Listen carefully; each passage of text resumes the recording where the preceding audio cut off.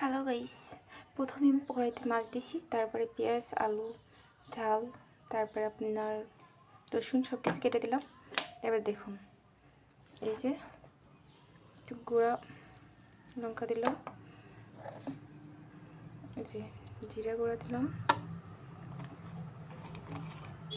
এটা হচ্ছে মশলা 12 রকম মিক্স মশলা। এবার তেল দেবো, একটু দাঁড়ান। এই যে এবার সরিষার তেল দিচ্ছি, সবাই দেখেন। তেলটা দিলাম, ওয়েট করেন, একটু লবণ দিলাম, ভালো করে দেখুন। এবার হলুদ দিচ্ছি। এবার ভালো করে এটা ছটকায় মাখাতে হবে।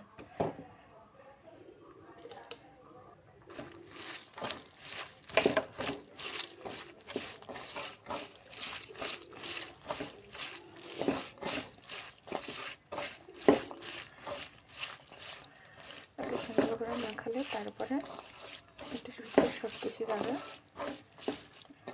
দেখুন।